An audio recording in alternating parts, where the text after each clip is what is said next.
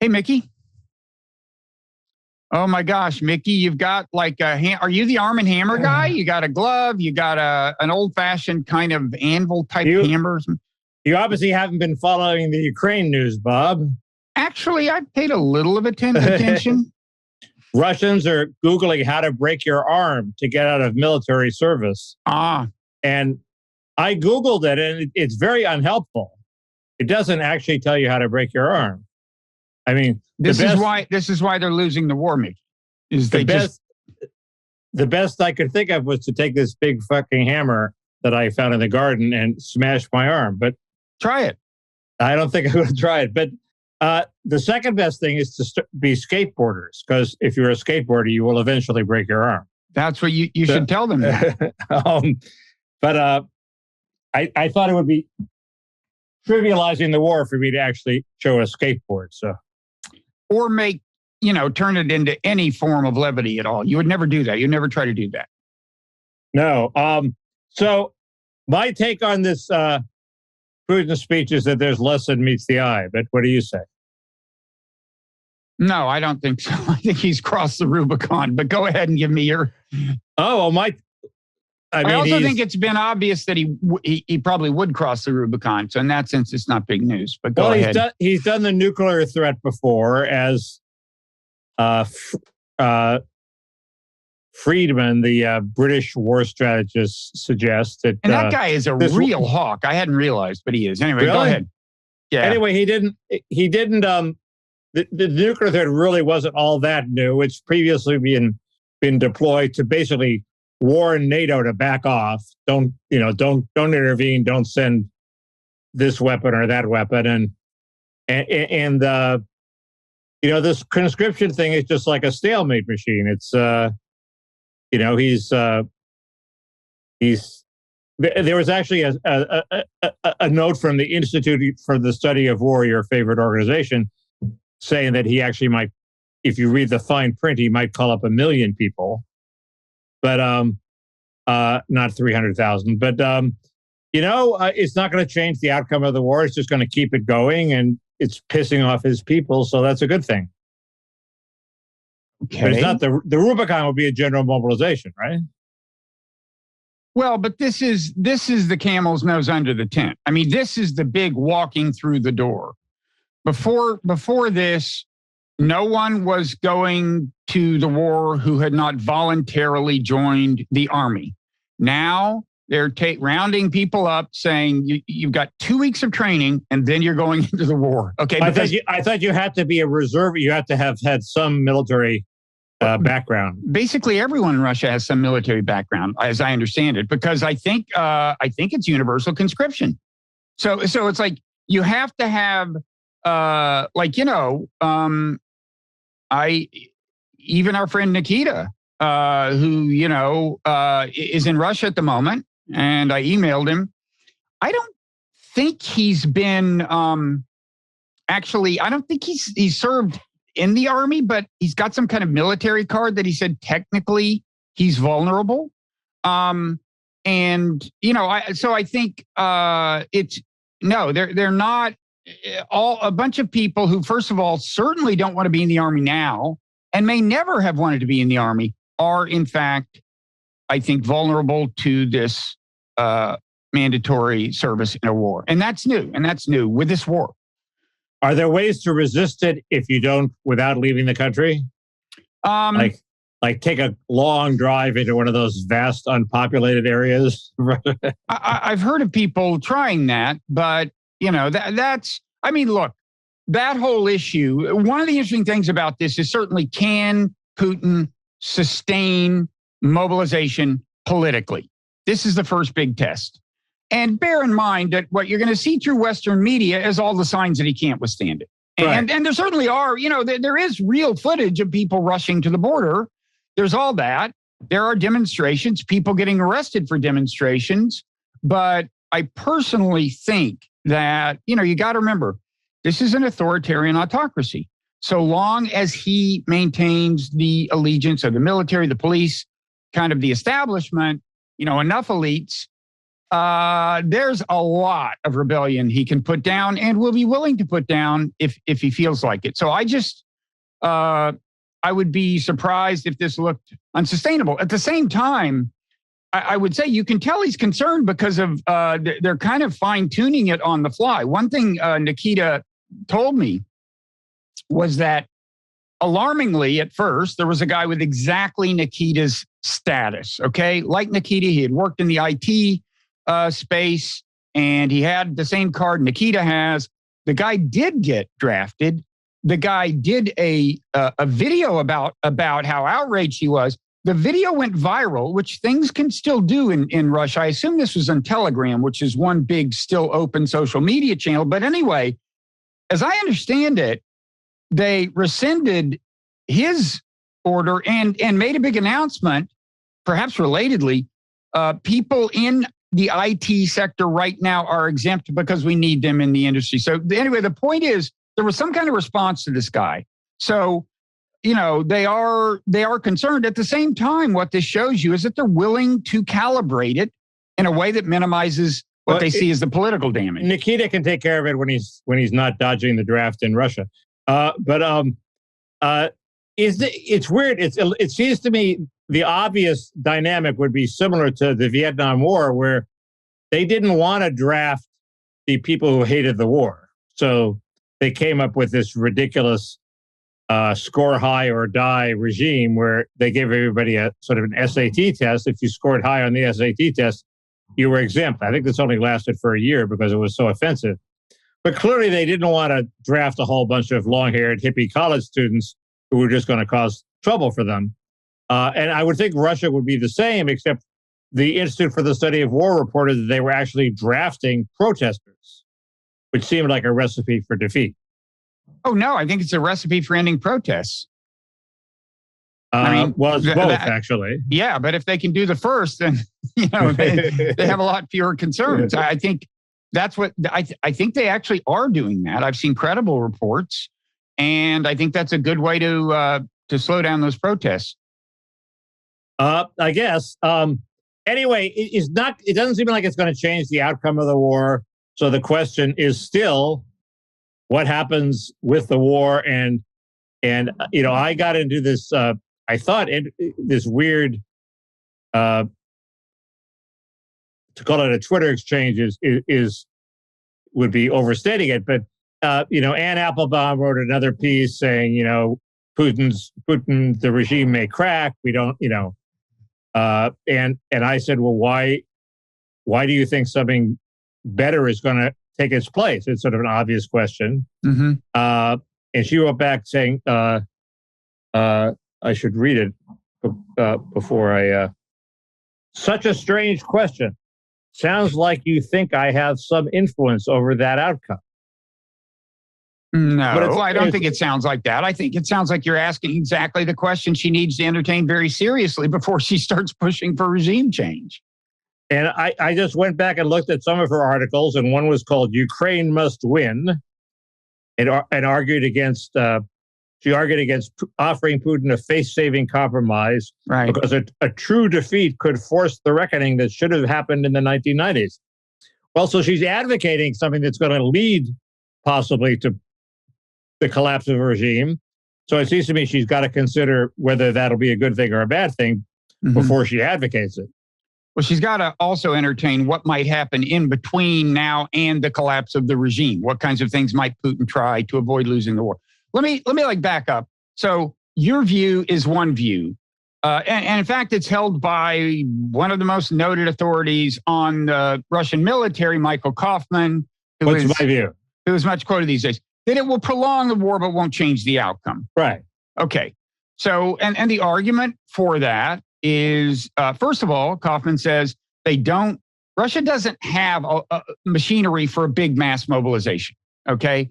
It's not structured that way. And he's a real expert on this exact aspect of things. Secondly, but part of the infrastructure they particularly lack now, because that is like the trainers. Who's going to train them?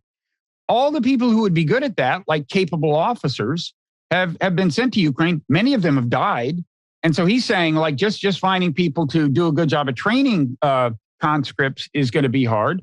There's the morale question, how enthusiastic are these guys going to be? So these are some of the arguments that it doesn't matter. Now, here are some of the arguments that this is a big deal.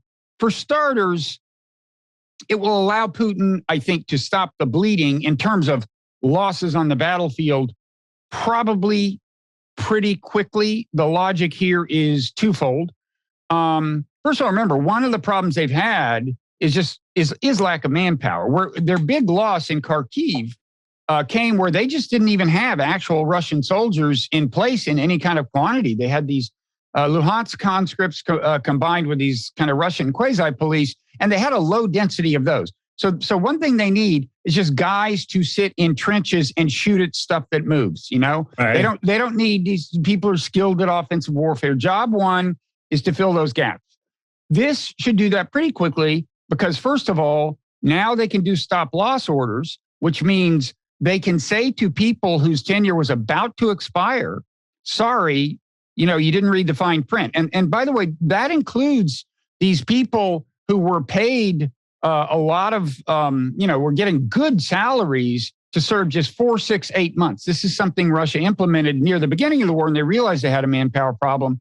It's like, come to Ukraine for 6 months, make a ton of money, then you can leave. Well, turns out now they can tell them they can't leave. That'll keep the trenches filled. The other thing is, as I said, they're just giving these guys 2 weeks training, and then they can send them into a trench. So in fairly short order, the Russians should get better at just holding the lines. And there was a good analysis in the Washington Post by a political scientist, I forget her name, but she pointed out that, this is in one sense reassuring because if you ask, notwithstanding whatever Putin said in the nuclear saber rattling, if you ask what could actually make him use a nuclear weapon, it's the collapse of the war effort. And that is now less likely by virtue of even this part of mobilization where they muster some half-assed soldiers and stick them in trenches. Okay. But that doesn't argue against the idea that it just prolongs the stalemate. If they're sitting in trenches, not advancing, then that is stalemate. Right. We're getting there.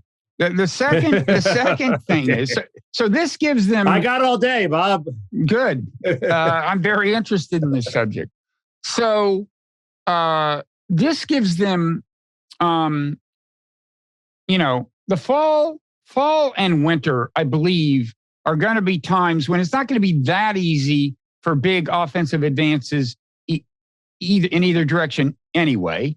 The fall, apparently, the ground gets muddy again, so using off-road vehicles gets hard the way it was in spring. And then you get the winter. And it's not like an Afghan winter where they just suspend the war for the whole winter, but it puts a damper on things. So you combine that with the effects of the short-term effects of mobilization, and you've, probably got Putin more or less holding the battle lines, at least something less than a complete collapse. Meanwhile, they're getting the machinery of mobilization up and running and testing the political waters. And if it turns out mobilization is politically sustainable and you give them these 5 or 6 months, I would assume that they can start feeding significant numbers of reasonably well-trained soldiers in there. This doesn't have to be the last mobilization. And in principle, Russia has a huge, huge manpower advantage. So if he can sustain this politically, okay, and now we don't know the munition situation exactly. When he bought 1 million artillery shells from North Korea, does that mean he needs them now, or just that he wants to make sure he's good in 18 months? We don't really know, and it's possible that the munitions could be a problem. But you can certainly imagine a scenario. Ukraine has taken a lot of casualties. We have got no honest numbers about this. And you can imagine a scenario where a big manpower advantage on Russia's part starts to make a difference, and they move westward, and that would not shock me. The other interesting thing about Putin's speech is he gave 2 speeches, I believe. The first one where he didn't rattle the saber, and the second one where he did and called for the conscription, he focuses on the Donbass, which is a heartening thing because he's, that's a potential off-ramp, the thing that Ann Applebaum hates. If he makes some gains in the Donbass, he could call it a day and claim victory. So it's just not clear to me that the whole speech sort of trended in a terrible direction. It's trending. It's not a terrible direction if he stops the Ukrainian offensive. If what you want is a negotiated solution, right?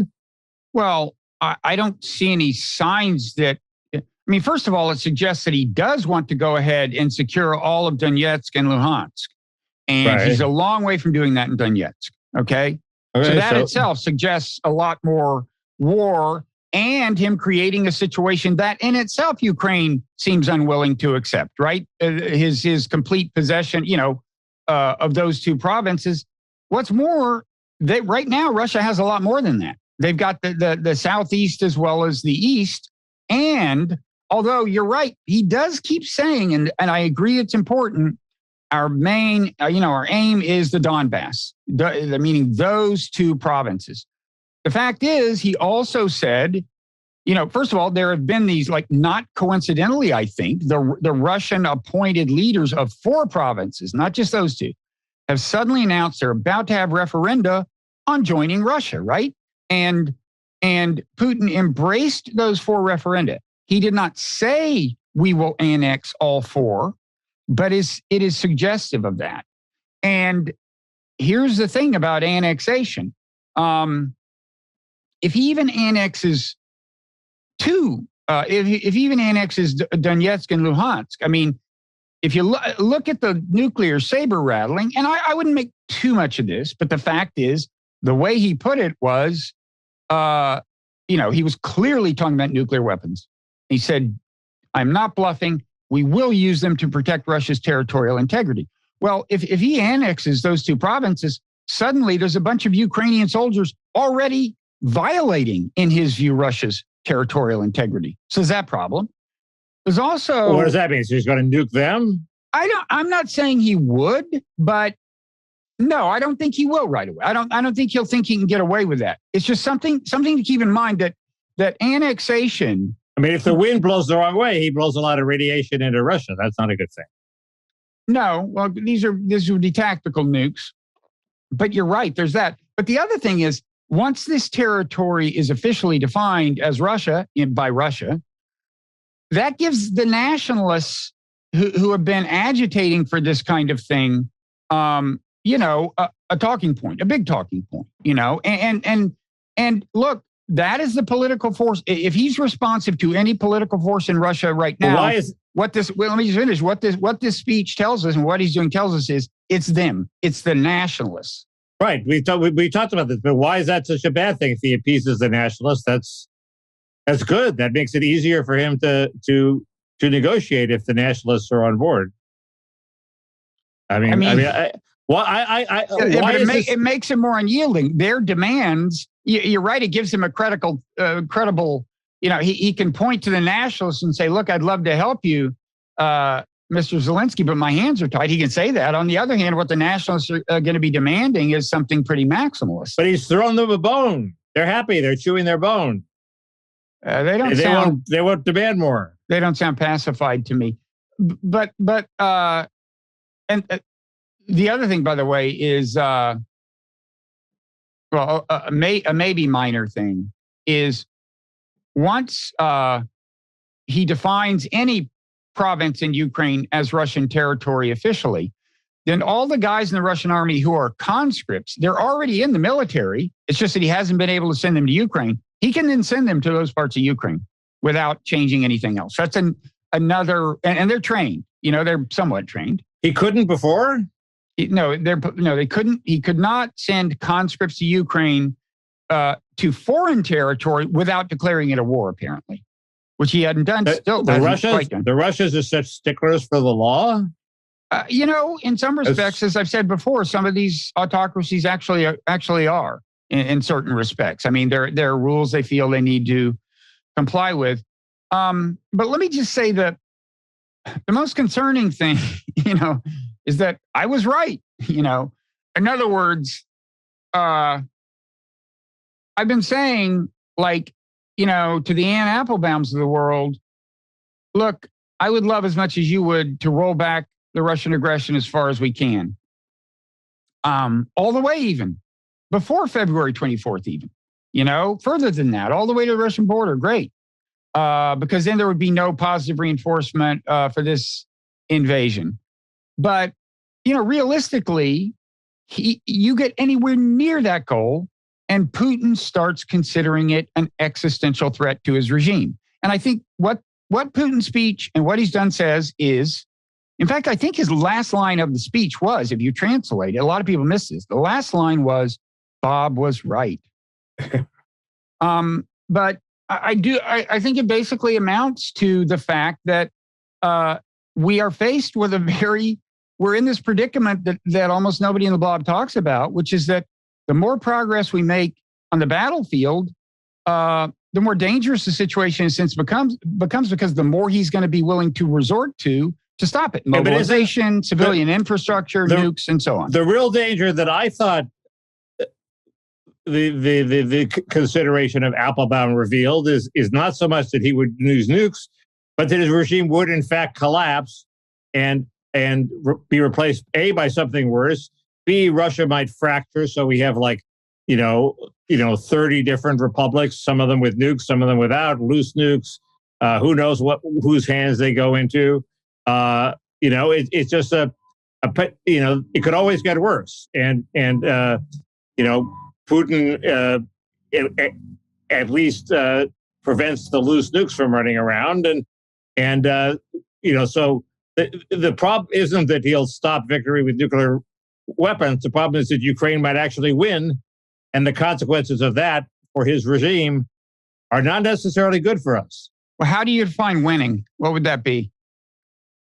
Well, if suppose that they win a victory on the battlefield, they drive the Russians from the Donbass, and entirely, including the part of the Donbass that's separatist. The status quo. So they drive them back to the February 24 lines. Okay. Yeah. What I'm saying is that what I've been saying, I think, was corroborated by Putin's speech, which is that a long time before you get to that victory, he's going to start behaving in very extreme ways.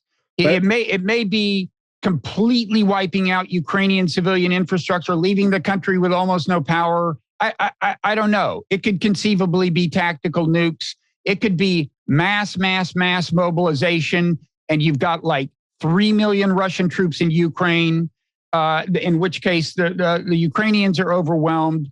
Or it could be that he does lose power. That could be the case too. I'm just saying that there is no graceful transition to Ukraine having taken all of the territory, except for the pre-February 24th territory. Yeah, well, I've been saying that's crazy. It's crazy. That's a better way of putting it. That either he will do something very rash that we don't like, or he will fall from power, which we may also not like. We may not. It is of the potential outcomes, the outcome which we would want, which is he returns chastened to the Kremlin, and nothing particularly changes in the Russian government, but he's withdrawn from Ukraine, and Ukraine's a free country. That's probably what, a 1% possibility. I don't know, but it's there's no way he doesn't resort to extreme and very destructive measures in the course of what Ann Applebaum would define as Ukrainian victory. And I mean, also just do a little game theory here and put yourself in Biden's shoes. Biden's got a real stake in this. I mean, this is, from Biden's point of view, this is like him versus Putin, and he sees that as having political consequence in America, which he's probably exaggerating, but it does have some. And if Putin does start winning on the battlefield, really pushing the Ukrainians back, which I maintain is conceivable come spring. I think that could really happen. Could happen before, but and by the way, look, anything could happen. It's war. Who knows? But I think it's certainly conceivable that could happen. Well, what is Biden going to do? he's probably going to start providing Ukraine with even more sophisticated weapons. He's the guy who pulled out of Afghanistan. He's capable of tucking tail and not being macho about it. So there's at least that hope. This is a different situation. That was a long-standing stalemate. He didn't think you'd have the fiasco upon withdrawal that you had. This would be Biden, you lost. And at least that's the way the blob and the people on MSNBC would treat it. And that's what he cares about. But he wouldn't have lost. The Ukrainians would have lost. Well, in terms of American politics, he would see it. You think he's going to be running for re-election, or the Democrats are going to be? Do you think they want to run on a war platform? We went to war in Ukraine. I think. Well, first of all, I think they're not thinking clearly, and they think, like Ann Applebaum, that there's some graceful victory scenario, and there's not. And I think they would much rather have the graceful victory scenario, or we held the line and then there were peace negotiations, then we lost Ukraine scenario. I think they consider that politically a very bad thing. But let me just play it out a little. I mean, there's a lot of weapons that Biden hasn't given them. The long-range smart missiles, the most advanced battle tanks, advanced fighter jets. And, it's pretty clear that one of the things Putin is rattling the nuclear saber about, first of all, is more American provision of sophisticated weapons. He's really trying to warn about that in very dark terms. Even Friedman agrees that that's a big part of it. That's what he's talking about, Putin is? Friedman thinks it's largely directed at stopping that, yeah. I agree. But the incentive for Biden, if Putin starts really winning, there's going to be a lot of pressure on Biden to amp up the weapons. It becomes a bigger, and all of these weapons make it easier for Ukraine to take the fight into Russian territory. The chances of escalation regionally grow, leave aside nuclear weapons. Yeah. Glenn Greenwald came up with a very good quote from Obama from a few years ago, where he said, look, the people who are advocating us to send aid from Ukraine should admit that we are willing to go to war for the Donbass. We're not. And so why won't Obama call him up and lean on him and say, Joe, you don't want to do this? I don't think Obama has any leverage, and I don't know if that's still Obama's view. And I think Obama would acknowledge that, look, you're in this situation now. I wouldn't have sent them the weapons that we started sending them in the Trump administration. He chose not, but Obama chose not to. And that may have been well, I think it definitely did make the invasion more likely. Putin talked about it a lot. But I don't know. Obama doesn't have any leverage with Joe. And if he does, I advise him to use it to convince Joe not to run again. Well, that seems to be happening anyway. They asked Nancy Pelosi if about Joe running again. She said, Joe performed a very valuable service. He beat Trump. The rest, I don't know what happened. I mean, people are sending. I mean, even Biden is sending hints he's not going to run again. It's 90% obvious he's not going to run again. I don't agree that he's going to bow out gracefully. Let me say one more. It's not President Newsom's fight. He'll be willing to pull back. One more quick Ukraine point before we move to. No, Ukraine is topic A. Topic one. I just want to say, I think what bothers me is the dynamic we're seeing now with the mobilization and the more extreme. This was all envisionable. Like either Russia, back before the war, when we chose not to even discuss the issue of NATO with Russia, which means we weren't willing to seriously negotiate. And that's been well established now by top-ranking State Department official who said as much and said it proudly, by the way. This was all, the basic dynamic we're talking about was kind of in the cards. Either Russia is going to just seize Ukraine, get what it wants quickly, or to the extent that Ukraine can successfully resist, you're going to wind up with the dynamic we've got, which is that there's no such thing as graceful, even graceful in the normal military sense with lots of carnage, right. Ukrainian victory. Well, what about an ungraceful? What about a messy negotiated? We haven't discussed that. Why isn't that a lively possibility? A messy negotiated cessation of hostilities. Anatole even has a piece in Responsible Statecraft advocating that. I talk about it a little in today's Nonzero newsletter. But even he admits, A, at this point, diplomacy is a long shot. B, I don't think it's going to get started. Yesterday, Blinken said before the State Department, basically, he said, we're not going to coerce Ukraine into a diplomacy that would reward Russia for violating the UN Charter by invading Ukraine. Well, but that's what you say. That's what you say in public before you coerce them in private. Maybe, but I will say this: before the war, you would not. If you had cut a deal, that would have been politically painful for Biden. I know, because the MSNBC hawks would look at them askance at cocktail parties. It'd be a very painful few weeks for Tony Blinken. But the fact is, if they had tried to cut a deal and been able to, that would not have rewarded Russia for violating the UN Charter. It would have rewarded them for massing troops at the border. That's regrettable in itself. But they didn't even try. They didn't even try. Blinken didn't try. There would not have been that much blowback. Well, I think they think there would be. And look, there would be a lot. The American public wouldn't give a shit, and half the Republican Party is dovish anyway. The Democrats are not going to vote for Biden because you sold out Ukraine on NATO. We love your healthcare plans and your clean energy plans, but that Ukraine deal you cut, that we're going to stay home. That's crazy. No, I agree. One of the things Trump demonstrated that I approve of is that Americans don't care that much about foreign policy unless a lot of Americans are coming home dead. But I do think people like Tony Blinken care deeply what the Michael McFauls of the world think of them. And I think they're tuned into the MSNBC blowback. I think he must be a bit of a true believer. Well, I also think Blinken has neocon tendencies. Yes, I think that's part of the problem. Anyways, do they care what Ann Applebaum thinks of them? Yeah, I think they care. I think they care. I think they do too. I think Ann Applebaum is one of the people at the cocktail parties.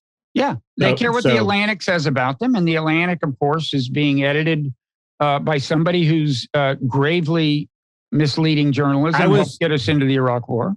I was going to my initial response to Applebaum was going to be, that's like saying that Jeffrey Goldberg had no influence on the Iraq War, but I thought he did. Don't play the Iraq card yet. No, I'm holding it in reserve, Bob. It's the kind of strategic thinker I am. Final thing is, I don't know what's going to happen with the domestic politics in Russia. That's a fascinating question, and we'll see. I mean, I think, again, if he can keep the establishment on his side, he can probably tamp down anything that's likely to happen. But this is uncharted terrain for him, and it's a gamble. The chance of it ending up with Navalny in power seems slim. Yes. And the chance, and as somebody pointed out, even if Navalny was in power, it would be a tough negotiation with him, too. Yeah, Navalny said, I don't know what his current position is, he said approving things about the seizure of Crimea. He's something of a nationalist. He's been romanticized, and he's very laudable, admirable, and incredibly courageous guy. But still, the way American liberals think of him is related to the way they just assume that if Putin is pushed aside, everything will be wonderful. Right. And it could be even worse. They think he's Havel. Yeah. Or something like that. I don't mean that Navalny would be worse than Putin. He'd be better. But what replaced Putin could be worse. Yeah. Anyway, it just seems to me that this leaves us not in that much of a different place than we were. Well, in the next few months, I agree. I think the main difference is that Ukraine is somewhat more likely to make, overwhelming breakthroughs on the battlefield. Still a chance. They're making progress in the vicinity of, what is it, those two cities in Luhansk that Russia worked hard to take. The Ukraine is getting closer to that. But if there are going to be negotiations, it's going to be after the winter, right? I mean, Well, actually, one thing everybody's waiting to see what happens over the winter. One thing Anatol Lieven said in this piece in Responsible Statecraft is if Putin annexes these provinces, especially all four, it's over for meaningful negotiations. The point is, Putin is not going to negotiate away what he's defined as actual chunks of Russia. Right, but the negotiation would be you keep the 4 provinces and you stop there. That's a negotiation. Yeah, well. And the Ukrainians are faced with the reality that they're not going to achieve their aims. Well, the thing that could lead the Ukrainians to do that is just ongoing massive loss of Ukrainian lives and more suffering. And that's why I would encourage them to stop and take stock right now. They're not in a terrible place. Okay. I mean, if they could they could probably get Putin to, it would be tough politically. I know nothing about the politics there. If Putin stops at the Donbass, takes all 4 provinces, I don't know what the other 2 are. Presumably they're not in the Donbass, right? Right. They're to the south, Kherson. And yeah. That's a big one, I guess. But it is. And he doesn't pursue anymore. And the Ukraine says, no, we want to keep fighting. Is the U.S. going to say, sure, keep fighting. We'll keep sending you weapons? I don't think so. Well, if there's no threat to Kiev, no threat to the sovereignty of whatever rump of Ukraine remains, which is a pretty big rump, no. I can't believe people will support that. I don't know exactly. Right now, people think that Ukraine has won itself a reprieve with this recent battlefield success. I mean, in terms of ongoing Western support and the willingness of Europe to endure the winter with energy problems, and that's another wild card. Everybody thinks Europe is going to make it through the winter, that they've succeeded in taking whatever measures are necessary to wean themselves off of Russian dependence, and that threat is vastly diminished. Yeah. Okay. The latest CW is that they've done it. That's good. But I would just say, if Ukraine, the truth is a lot of people in Western Ukraine, I don't think they honestly care that much about large parts of Eastern Ukraine. It's been a divided country. Right. And on the other hand, Russia invaded their country, and that kind of gets your back up. Yeah. This is very natural dynamic, but if you look at where they are, if they could negotiate like Russia pulling the troops in Kherson back across the river, that means Ukraine would still have a lot of access to the ocean, which in principle, Russia could still deprive them of. Only today, Russia sent, and this is an example of escalation, they sent these kamikaze drones over Odessa, okay? Putin's still got Odessa in his, his sights. I would stop and reflect if I were in charge of Ukraine.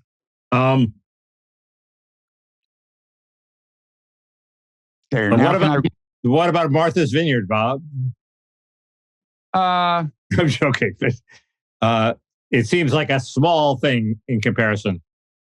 Well, it doesn't. It's. I don't have any new thoughts. I don't like the sight of these people being used as props. I assume this is working well politically. Although the other argument that the Democrats are now making is it was so good for these immigrants that it's encouraging more immigrants to come to the border from Latin America, because now they think they're going to get a plane ride to Boston and Martha's Vineyard and New York City. You can't have it both ways. Either it was like a horribly oppressive thing. It was still using them a bit as pawns. I think that happens all the time in politics, and it was overwhelmed by the fact that it put immigration back on the map. It was successful. Immigration is now an issue. NPR did a big story on immigration now. The establishment has dropped strategy 1, which is ignore the problem, and they're going to strategy 2, which is find ways to deflect about it. Oh, these people they're fleeing communism. You're not against people fleeing communism, are you? That's sort of the deflection number 1. Or it's like Trump's fault, or it's Abbott's fault because he's busing them to places they want to go. Dara Lynn's analysis was actually pretty sober. She's she's not on my side of the immigration debate, but she says, look, if it got them closer to where they wanted to go, it helped them. If they want, they picked it up. They showed them a map. They showed them where they were going to go. If they voluntarily went there, if it got them closer to someplace they're happy to be, it was not a bad thing for them. And they got a couple of good nights sleep on Martha's Vineyard. We could all use that. Nice this time of year. Yeah, I don't know. My question is, again, I don't approve, but my question is it working for DeSantis politically? I assume it is within the Republican Party. I assume it makes him a more formidable rival to Trump. Right.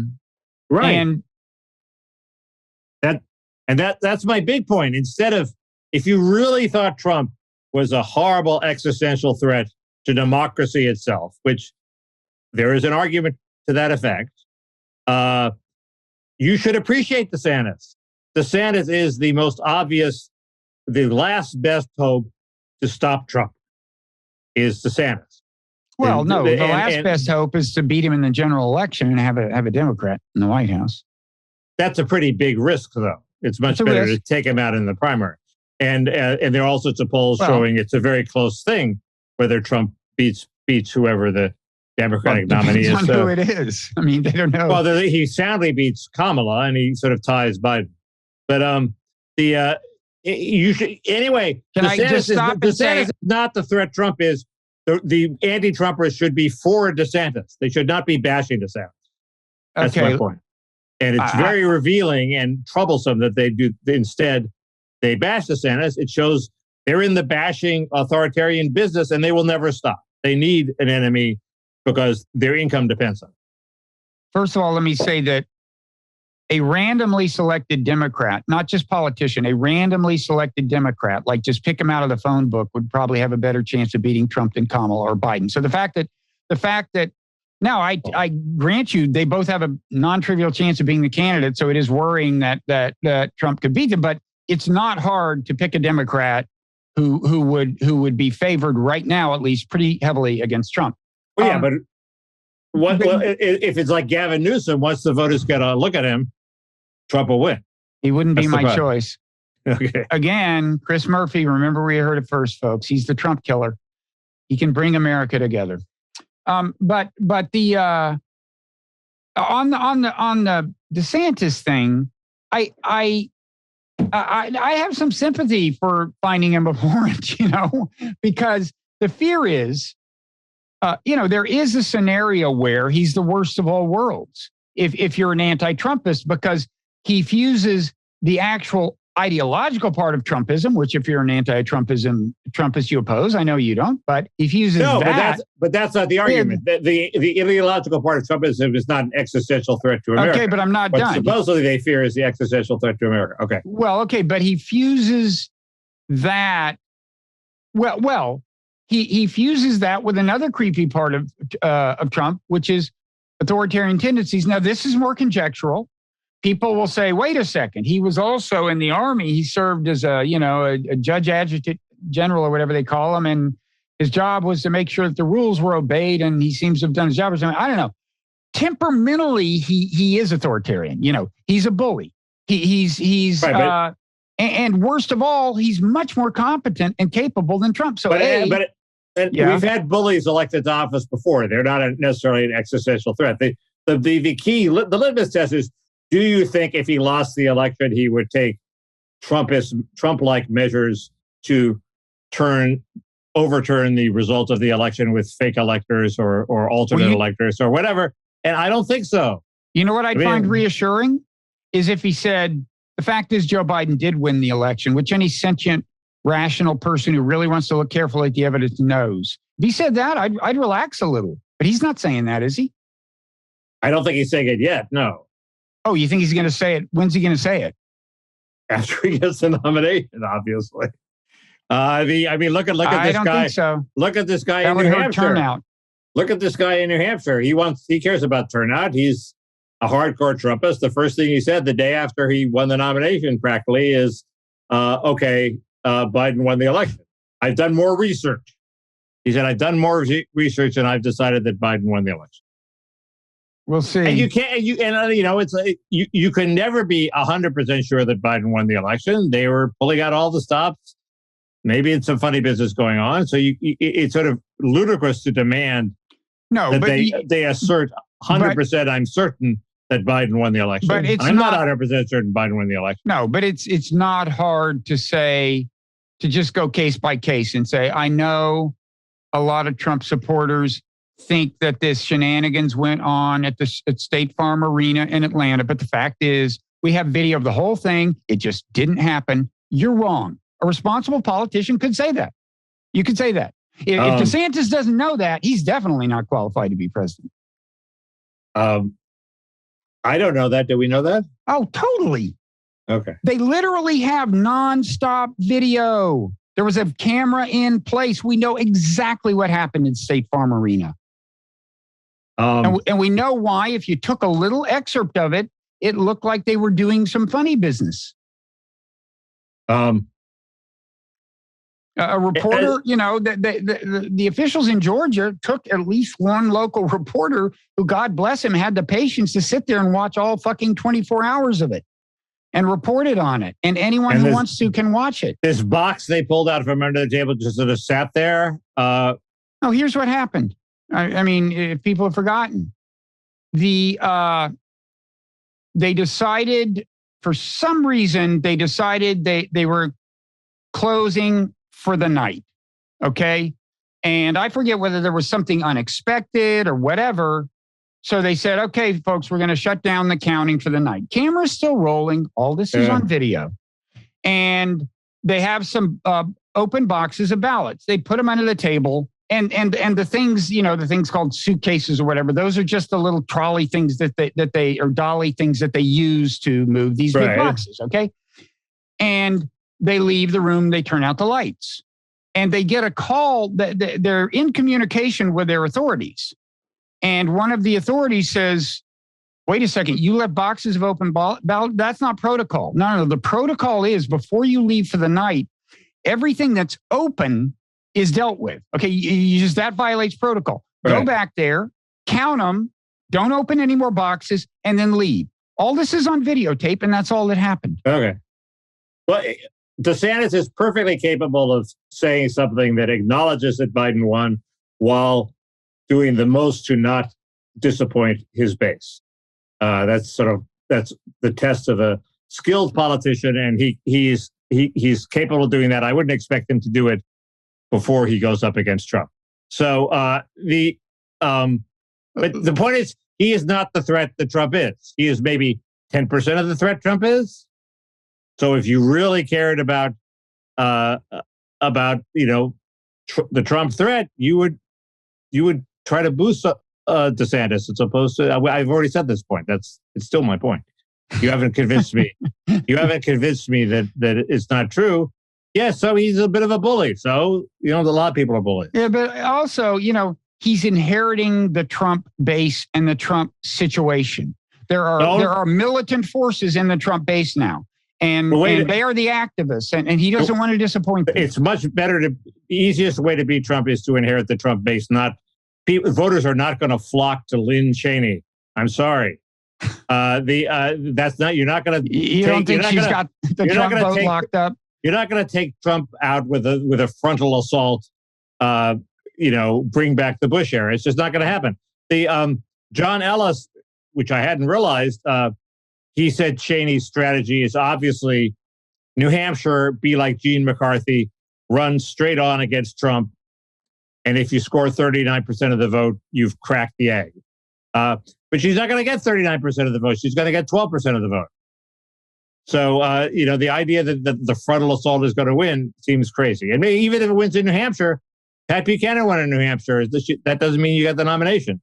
Well, I just think it's understandable. And I have been preaching a sermon that a lot of anti-Trumpers hate in my newsletter very recently, like earlier this week, a long piece and a couple of weeks ago where I said it's not smart tactics for Biden to talk as if all MAGA Republicans are a threat to the Republic, since all Trump voters are going to assume that he's talking about them. That's my spiel.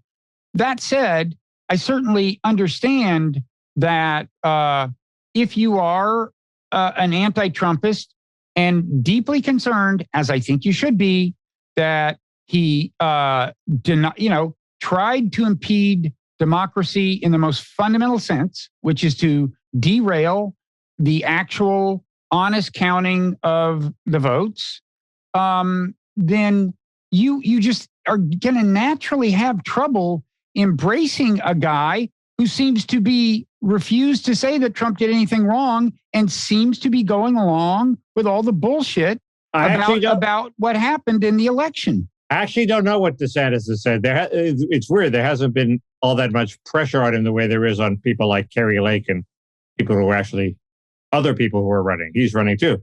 He's running for re-election in Florida. There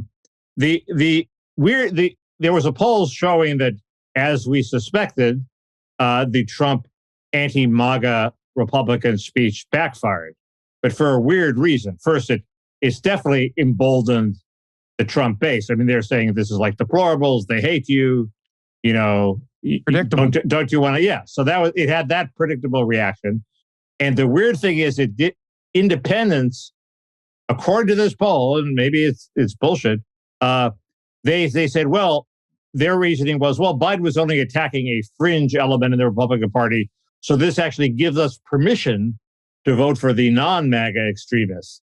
They haven't picked up on that. That Biden was saying that Kevin McCarthy is a MAGA extremist. Okay, Biden was trying to tar the whole Republican Party. Apparently, he failed to do that, so he failed to move the independents, into the anti-Republican camp. So it's a net win-win for Republicans, and you don't see him talking about it that much anymore, do you? There's a reason why you don't talk about things. It's because the polls show they're disastrous. So, good. I hope he's learned his lesson. I hope he doesn't come up with a better strategy in the next 90 days. I also think, just more vaguely, there's a lot of people who are just sick of all this shit and are hoping things will die down. Right. And he stirred them up.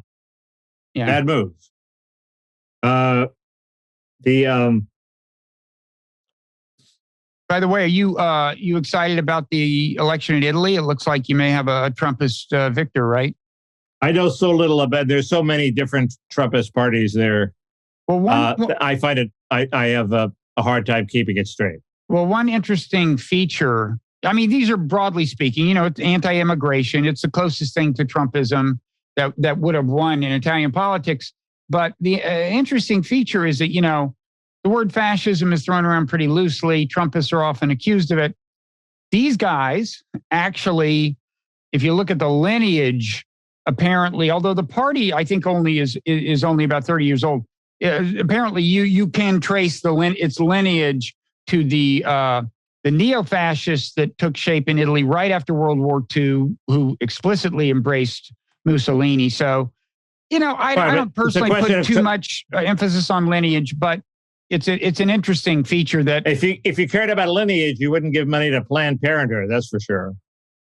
Well, I don't like. So, that's why I didn't think like Jonah Goldberg's book. What is it? Liberal Fascism. I thought was maybe interesting, but not that. The argument just isn't that consequential. I mean, it may well be that people called progressives were in favor of eugenics, but if progressives today don't embrace eugenics and in fact aren't even aware that any progressives ever did, it really doesn't matter much. Is that his argument? I thought his argument was better than that. But I'm sure he got into that aspect of it. That's a classic example of an ironic twist in the course of the lineage of. But I would have thought his argument was that liberal remedies tend to corporatism, and they do. There was a big one coming down the pike today, which is the plan to protect the media against the Facebook and Google giants by basically organizing the media into a cartel that can bargain for the whole media without violating the antitrust laws. And apparently they argue it's worked in Australia. Well, but maybe it works, but it's corporatist. It's saying, okay, you two big boys, you're the media, you're the eyes and ears of society. Google, you're the social network of society. You two big aspects of society, duke it out. And if you're a little media person, you might get squeezed out. So it provides the statutory basis for saying, okay, and we're going to give all sorts of special privileges to the people who are in this media cartel. And people like you and me who are just independent operators, freedom of speech doesn't really mean what it means for the big boys. Wait, who would they be negotiating with, the media cartel? Google and Facebook. Wait, who is the media cartel? That's a very good question. Is how you define the media cartel, but presumably it is the established media. You mean, I don't get it. Who's negotiating with whom here? The New York Times, the Wall Street Journal, and and I don't know how they could make it a lot more palatable if they opened it up to lone bloggers and people like that. But I don't think we would have a lot of leverage in that coalition anyway. But they will want to cut a deal that fucks over the little guys. What are they negotiating over? I don't quite know. It has something to do with reduced leverage from ads. And Matt Stoller has a big piece where he attempts to explain it. I didn't have time to read it. I didn't understand it when I did. But it supposedly it takes away a lot of the leverage that Google and Facebook has to basically bankrupt all the media. Now, why do they want to bankrupt the media? Isn't that killing the thing that's giving them free content? I don't quite know. But they want to keep it on life support. Supposedly they tried it in Australia and media flourished. So that's anyway. It's whether it's good or bad, it is corporatist. And I don't think Jonah says that liberals are fascist so much as they are taking giant steps toward the economic model of fascism, which that is. I actually think a lot of his argument was historical, like, Woodrow Wilson's authoritarian side and all that kind of thing. Yeah, okay. Well, I should read the book before I talk about it again. But anyway. Anyway, you're rooting, just to summarize, you are rooting for the fascists in Italy. Can I put that on Twitter? Oh. No, you can't. I don't know enough. But I'm certainly rooting for, if there's a restrictionist immigration party that takes up opposition to the EU's. So the EU's position on immigration is very similar to the position on Ukraine, which is like, we know what's best. We're going to teach these racists a lesson, and they pursue that even in the face of what looks like them being clobbered in the polls. Just as similar, we know it's right for Ukraine to be in NATO, and we don't care sort of what the reality is. And they're very high-minded and obnoxious about it. And I've seen them personally be high-minded and obnoxious. So it's a sort of similar mindset, and they need a large attitude adjustment. So, Mickey, no week is complete without your update of the chances of the Democrats keeping the Senate and the House. Well, it's weird. Real Clear Politics gave one more seat to the Republicans, so it's 47 to 46. It seems to me it's entirely now dependent on Georgia, where I have zero faith in Herschel Walker's ability to beat Warnock. Isn't he ahead in the polls? He's like 1% ahead in the polls. He wisely lowered expectations for the debate by he literally saying, "I'm stupid as shit." Isn't that what he said? He was one step away from the full lower, which is, let's face it, I'm a moron. He didn't say that. He said I'm not smart, I think. He said I'm not smart. So I'm a poor old country boy. A very smart thing to do. A very smart thing to say. Yeah. A very smart thing to say. But he's tied in the polls. Now, even if you assume the polls are wrong and he's really 3 or 4% ahead of the polls, that can be wiped out by a bad debate performance. So I have no confidence there. And the other one is Pennsylvania, Oz versus Fetterman. Now, Fetterman is sort of reeling in that, it's pretty clear his mental state is bad. And, if he doesn't show up for the debate, that'll be very bad. And if he loses the debate, that'll be very bad. Although, Oz may overplay his hand. But he also, it turned out he hadn't paid taxes. They had to sue him to get their taxes in his city, of which he was the mayor.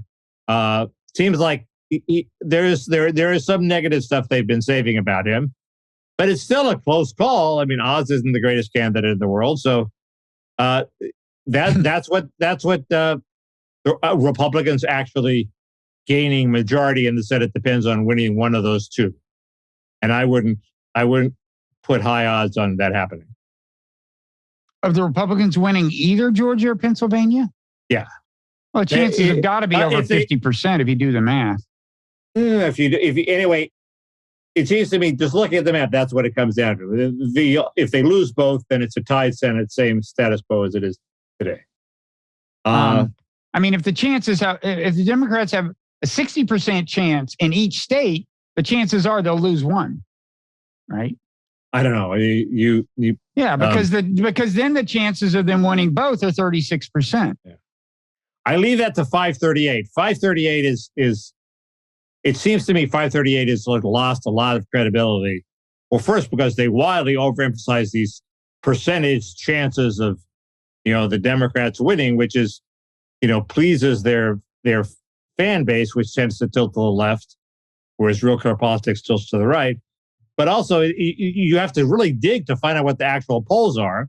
Then when you get to what the actual polls are in 538, they include this outfit, Center Street, which apparently is a total left organization that doesn't really do polls. They sort of infer the polls from the answers to other questions, and they have no business being part of your average.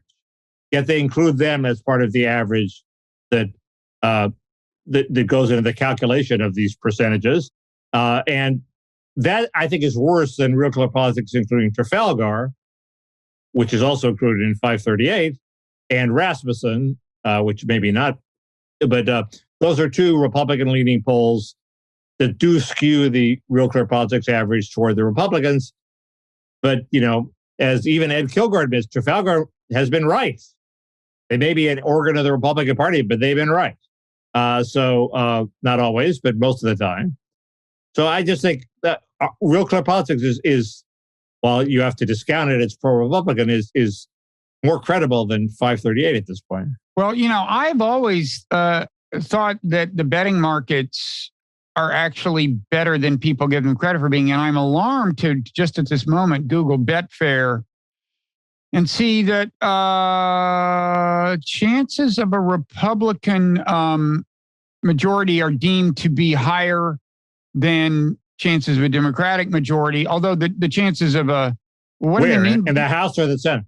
This is the Senate. But what do they mean by no majority? There's always somebody... They mean Democratic control? No majority means status quo, yeah.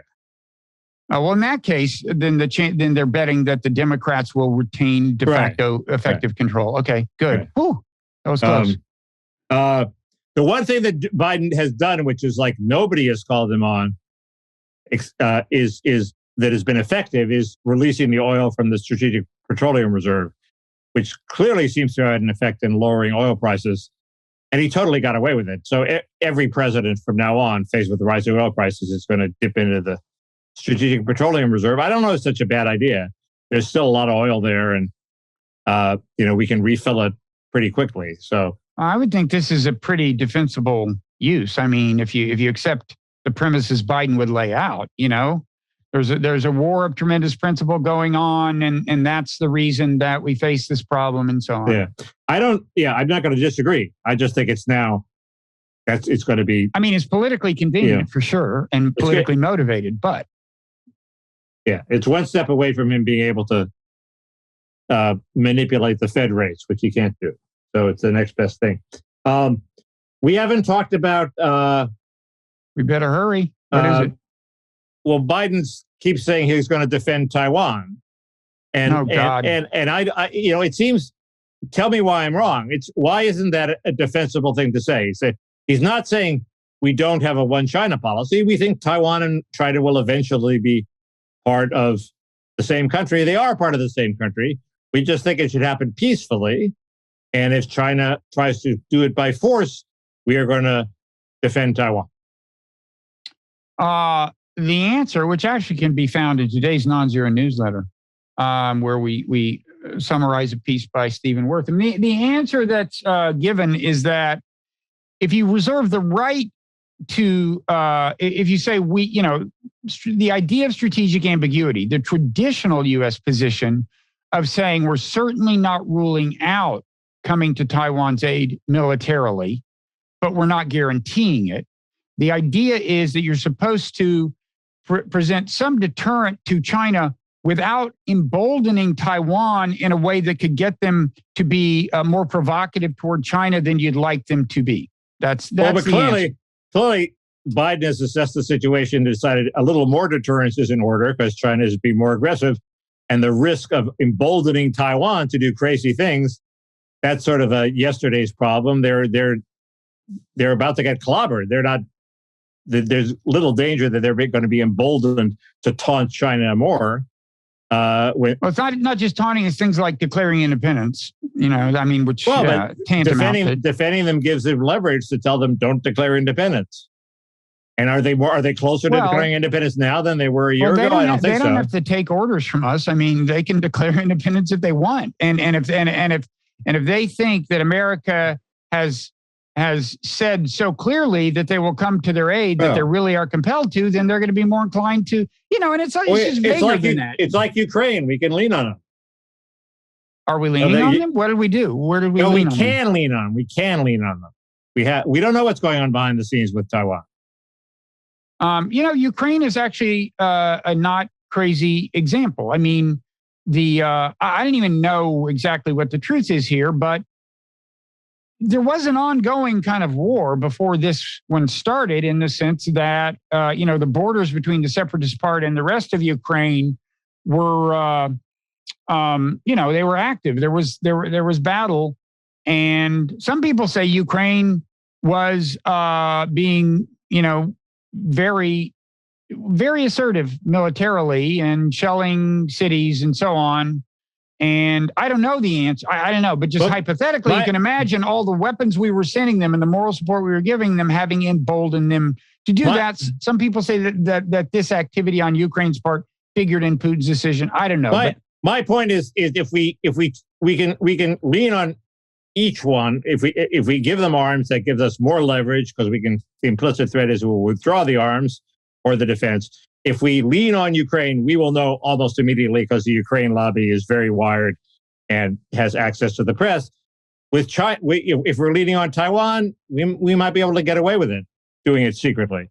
It seems to me, even though there's a big Taiwan lobby, obviously, but it's just not the same. It's just not the same, I don't think, in terms of... I think it's big. I think the Taiwan lobby is pretty powerful. A Taiwan lobby that wants to declare independence? If we say... Well, they certainly want weapons, and they don't want the weapons conditional on anything. They want weapons to flow. Yeah. I think... I have a vague sense it's probably whether Taiwan has moved away from declaring independence. A little recently. We'll see. I don't know. The other thing I'd say is war. We're talking about war with a nuclear power. And in a part of the world where in the long run, I would maintain that the odds don't look that great for us prevailing in the long run. All of NATO is talking about war with a nuclear power. That's what it means. One is not enough. When you give assurances that you say you're willing to, that's the deterrent threat, is you're willing to have a nuclear war. No, but in this case, the assurance is we will personally get involved in the war. Us, the U.S., a nuclear power, will get involved in the war with China. Is that what it meant? Is that what it means when he says we will defend Taiwan? Of course. And we will get involved? Of course. Yeah. Okay. Never mind as whatever. And isn't it possible the war would play out without them nuclear aircraft carriers? They would if necessary, but. Well, you don't need to nuke aircraft carriers. Conventional arms will it'd be like Ukraine too. We would have a non-nuclear war with them threatening to go nuclear if they lose. Yeah, even people like Mearsheimer. Mearsheimer, ironically, is kind of a China hawk, not a Ukraine hawk. There's some reason having to do with hardcore realist theory, but even he says, there's a chance that China would go nuclear, but he still advocates I forget the details, but a very forceful position on Taiwan. So you think Biden shouldn't have said what he said? I think he shouldn't have said what he said. I think we should not go to war to defend Taiwan. It's kind of ironic. Biden said, we will not put our troops at risk. We will not go to war to defend Ukraine, a sovereign nation, against invasion. However, we will go to war and put our people at risk. And he explicitly said in this interview, I think, we'll send men and women over there to die, basically. He didn't put it like that, but he kind of said that. And in the case of Taiwan, which we don't recognize as a sovereign nation, which almost nobody recognizes as one, and which in fact historically was part of China. That's kind of ironic. You're such a stickler for legality, just like Putin. I know. We have so much in common. So we've been doing this an hour, Mickey, at least. I'm not keeping track. What is your QuickTime file? I don't want to touch anything because you don't have to touch it. You can just look at it. I can't look at it. It says I can. It's covered up there. Let's assume we've done it. We're now at the stage where we're talking about what we're going to say in the Parrot Room. Let's assume that. God, I've talked about a lot of things. The Republicans are unveiling their platform, their contract for America, finally today. Okay. A little late, but I will read it in the interim and have things to say about it. Okay. Particularly, it's looking for weakness in its immigration position, which there probably will be. There's the National Conservative Conference finished up in Miami, and there's a piece by Josh Hammer on what national conservatism means, and there's a statement of principles they issued on what national conservatism means. It turns out does not mean nothing. So I want to talk about that. There's one thing that seems very important to them that just sticks in my craw. There's Mark Benioff, who is the head of Salesforce, threatening to withdraw businesses from states that aren't woke enough for him, or that trample on gender rights. That's four, isn't it? Oh, and the fourth is Larry Summers interviewed Nick Eberstadt on why men are dropping out of the labor force, why they don't go to work, why compared with other countries, we have a low percentage of young males of prime working age who are out of the labor force. And he said, this should be a major topic of academic discussion, for which he got a lot of ridicule, saying, Larry, it is a major topic of academic discussion and popular discussion, and maybe you shouldn't have stood by while we had the China shock, which caused a lot of this. But when you actually think about what's causing it, I managed to get myself all confused, which is always a good thing. And that's the treat that lies in store for people who tune into the Parrot Room. Correct. Witnessing confusion. Good. I'm on board. I'll do my part. Okay. So those are my topics. Now, don't forget, Mickey, I assume you finished watching the movie Breathless. Oh, I did. Yes. But I haven't read the commentary on it. Oh, you didn't have to read the comment. But anyway, I've read up a little bit. Anyway, Jean-Luc Godard, the allegedly great French director. I'm going to raise some questions about whether the allegations are true. Died a couple of weeks ago. We vowed to pay homage to him by watching his breakthrough movie, Breathless. We have now done so. We will have a review of, I actually have some things to say. It's actually interesting. Did you read that guy Brody? Is that the guy you read? I did read that. It's a short piece. It wouldn't take you long to read that. Yeah, I'm going to try Richard Brody's piece about him in New Yorker. He wrote a biography about Godard. So there's that. What else? I want to do a little fine-grained analysis of the famous Trump video in which he said, if you're president, you can declassify documents by just thinking about it. And that's enough. If you have the thought, you don't have to walk around it 4 times and say, I declassify you? Not even. Okay. You just think about it. But there's a second part of the tape that I think is more interesting and a sign that maybe some of the things I've been saying about Biden's cognitive condition are starting to apply to Trump. I want to talk about AI. There's also this New York lawsuit, which we might touch on. Okay. Oh, yeah. Okay. I want to, I actually learned a little bit about that. I want to talk about AI and, will our robot overlords stick us in gooey cocoons like in the Matrix or whatever else they may do? But more than that, I want to talk about whether AI has cognitive empathy. I've thought about this. I have heavy thoughts. I don't know. I can't really think of anything else. There's some good comments by the commenters that we'll address. Oh, the aforementioned Nikita, who at this moment is in Russia. Where he went back to Russia. He left, went to Armenia after the invasion, went back to Russia to get married. He remains there for the time at this moment, at least. Anyway, if you want to see some of Nikita's great art, you could go to the Parrot Room at patreon.com/Parrot Room. Because he did the illustration there of Bob and Mickey, or you could take the cheap way out and look at the end of this. I think there is the Parrot Room neon sign effect, which he also did. Why doesn't he get the fuck out of there? That's in the cards, I think. Yeah, I think. Details in the Parrot Room. Well, no, we don't need the details. No, I want to maximally exploit his misfortune, Mickey. I think he would applaud that. He's a very practical guy. He helped create the Parrot Room. Remember, he launched this. He got us off the ground. Remember that? Yes, he's a great guy. So he has a better solution than this. Yeah, he doesn't plan to break his arm. There's another way. He's a man of peace, and there's another path, which we'll talk about in the Parrot Room. Okay. So we'll see you and the parrot. Speaking of the parrot. As a Buddhist parrot. Yes. Okay. We'll see you there.